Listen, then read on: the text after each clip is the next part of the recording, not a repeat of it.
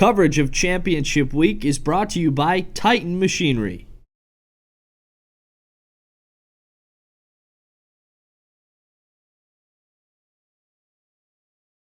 In the midst of the championship, what we failed to recognize is for two teams at this point, and I know that they desperately wanted to win the game as we did, but they had a phenomenal year and they're really well coached, and I want to say congratulations to them. I also want to thank our administration, Gene Taylor and President Bishani, for the support through the years and really providing us resources to be successful. So I want to say thanks to them. I also want to say thanks to our football team, particularly this senior class. They have persevered a lot. Many of them came here after a 3-8 year, and the other guys were here when we had the 3-8 year. And so to flip it around, it certainly speaks volumes about their character and their resolve and belief in one another. And so really a remarkable group. I know much has been talked about all the potential distractions. I think there's two times this whole season where the game was in doubt at the tail end of the game, and that's a real indication of an excellent football team, and today capped it off. It's hard to do. It's hard to run the table. It's not hard. It's really hard to do, and hats off to these guys. So at this time, I'll open up any questions anybody might have. I find it hard to believe we were ever 3-8. Yeah, well, we were 3-8. Watching you the last I'm looking 3 at a years. couple friends out there. They'll tell you about 3-8. Yeah, go ahead. Any questions? Yeah, Okay, Kevin. right here. Craig, there were a lot of beat-up bodies from the last 4 years. Is that a sign of what it takes to three-peat? One of them, anyway. You know what? If you look at the number of games, I don't. Somebody can probably tell me how many. Pardon me? 59. 59. That's a lot of football in a short amount of time. And football is a physical game, and you're going to have some injuries, unfortunately. But what has been really special is not only. How these players have responded and come back. I mean, two guys are out there playing with torn ACLs, which is somewhat unique. And I think it shows their commitment. But moreover, beyond those guys, there's so many others. It also shows, this football team is a very deep football team, and there's a lot that goes into that. When you have strength and conditioning and off-season programs, academic support, and then to overcome the injuries, I think Sanford Health does a phenomenal job getting our guys back on the field. And but it's a physical game, and it's a 16-round fight, and we've been crowned champions. Coach, Joe Menzer, NCAA.com. Yes, Joe. You talked the other day a little bit about Grant Olson. I noticed he got out there. Talk about how inspirational that was, and then also how big those two plays were, the blocked field goal and the interception. Well, I'll take them in a backwards order. First of all, I thought those were key plays in the game because Towson's a very talented offense, and we were hanging in there, but they were moving the football, and so for us to cause those two, whether it was a blocked field goal or the interception, we scored twice on them, and I really think that created a ton of energy and momentum. So I thought that was really special. Concerning Grant, he's a really unique player. And I don't know if I've ever been around a more instinctive football player. And I've coached a long time in a lot of different leagues, and he's got great instincts. And this was a type of game that, because of the injury that he sustained, he was still able to go in there and compete. Actually, he played a little bit more than what I had thought he could play, and so it was great to see him out there.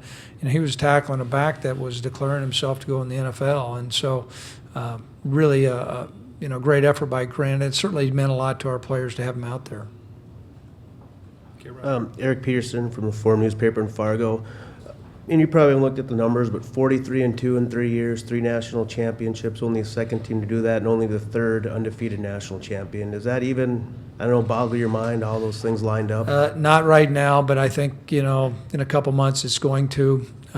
This team, I've said this, they were possessed with perfection, and they relentlessly pursued it. And you're not going to be perfect, but in the middle of it, you're going to catch excellence, and they did. And so when you look at that track, not only this team but the last several teams, when you start throwing those numbers out to me, it's pretty remarkable. When you're in the midst of getting ready to play a game, you don't even think about it. You're just trying to figure out how to get the next first down. So I imagine maybe in a couple months or in a couple years, it'll all sink in for me personally. Craig Haley from the Sports Network. Coach, can you talked about trying to not get emotional during this playoff run, and can you just assess the next step for this program? I mean, maybe how Coach Kleiman can put his own stamp on the program. Sure. Just what's next here? Well, I think it's important that everybody's got a coach to their own personality, and that's certainly what I've done. I want to wish Coach Kleiman the very best. I mean, we'd like to think our football program is in a different place than what it was 11 years ago. And one thing we've always strived to do is leave a program better than what it was when we first got here. So I want to wish Coach Kleiman the very best and just keep it going. Get over here. Jeff Kolpak with a Forum. Couple things. First, field conditions. Your thoughts on that with the turf? Well, quite frankly, I was surprised. We had a lot of gouging with the turf out there. I noticed that during pregame warm-ups, and it was really unfortunate. But sometimes those things come up. Both teams were in the same position. I was concerned about safety for our players, but fortunately nobody was injured. But this was atypical. The last several times we've been down there, it's been a great track. So why it was different today, I don't know. But once we had it, we had what we do. I thought the officials did a great job of managing it. And if you talk about Brent Vigen, because he was a guy, I think, who barely hung on in the coaching change in 2002. Yeah. And then to old coordinator and talk about his development. He's blossomed. It's interesting. I remember the very first time I talked to Brent, I had heard that he had offensive coordinator material, but he was a young guy, and I asked Brent to sit down and talk a little bit about himself, and he started to blush, and he said, I'm pretty modest. It's hard for me to talk about myself. And I said, well, you got about an hour to save your job, so you better start talking. And he did. But Brent is a guy who he does not toot his own horn. He's unbelievably creative. He's a team player. There's many times as an offensive coordinator that, we win as a team, and the things that you do on offense, there's a reason why our time of possession is where it is, and that certainly helps our defense. And I've seen tremendous growth with Brent. I know there's nobody that has been critiqued or criticized more than Brent Vigen, and I just think his growth has been phenomenal. And, for 21 years, he's been at NDSU. He was part of every game in the Dome. And he's called an awful lot of plays, and I think what you're seeing now is he's hitting his stride. He's as good as what I've been around. I need to preface that. The last guy I was around like that could call plays like that was Tom Osborne, and he's got a lot of similar qualities as far as play caller. That's a pretty high compliment. Bring the players in. Okay. Craig, can you quickly comment on the crowd again? I never in my wildest dreams thought that there would be a crowd effect on supposedly a neutral site. I know Towson, a couple times they had some jumps. Our crowd was into it, and to see all our fans come and really embrace this football team is really special. This is the big league venue, and we had a big time crowd following today from our fans. Hats off to them. Yeah. This can be for Brock and Ryan. Can you just put this 3-year run into words, what this means to kind of cap it like this? I mean, it's really hard to put into words. I mean, we got a special group of guys, special group of men, love each other. I mean, would do anything for a drop of a hat. And, I mean, we've just looked at each other the last 2 years and said, the last 3 years, and, I'm going to compete for you and you compete for me, and I'm going to leave it all on the field. And I mean, that's just what we've done, and it's just been remarkable to be a part of it. Brock. Yeah, you don't do the things that we've done these past 3 years without sacrifice. We all made a willing decision to make a lot of sacrifice to do something special like this, and it's a team effort. The coaches are unbelievable. They put us in those positions. Coach Bohl and his staff, I mean, that's something I'll remember my whole life. He's playing for these guys. They're unbelievable, let me tell you. And the teammates that I've had over the course of the years, I can't even say enough about them. It's been a blessing, and we got something special here at NDSU. Yep, over here in the back. Jim Nelson, KVRR. Brock, you've been through 3 of these celebrations at the end, but today seemed a little bit different. Obviously, your senior year, and individual chants for individual players, yourself one of them. What was that moment like today? It's one I'll always remember my whole lifetime. Really special. It gets better every time I think you win it, definitely. But yeah, just to soak it all in and know that was the last time I put on a Bison jersey. But man, it's been a fun ride. Over here on the left. Joe Menzer, NCAA.com, for Carlton and Ryan. Could you talk a little bit about Grant Olson getting out there and actually, I mean, he made some plays. Just how inspiring that was for him to get out there and when it looked like his season was over earlier. Carl. It's great to see Grant out there. It's great to see him back out there with us, doing what he loves to do. Like when he went down with that ACL, he was down for a little bit, but he kept going. Like he kept working. He always had hope, knowing that he'll play one more game, and he was able to play 2 more games. And I mean, just being out there on the field with him was great. Like just see him out there, like running the defense, being the quarterback of that defense. It's great to see, great to play with. Ryan. He's a great leader. I mean, even when he went down, I mean, he was there on the sidelines, and we'd come off from a defensive series, and he'd be telling us what went wrong. I mean, Grant has great emotion. He plays with great emotion. And he loves his teammates, and just to have him out there with us is special. I mean, he kind of completes the defense. To have him out there, it was great to have him out there the last 2 games. This is for Ryan Drevlo and Carlton. Talk about the blocked field goal and then the interception back to back. It was 7-7, and that. How do you feel that affected the game and shifted it at that point? Ryan, you start.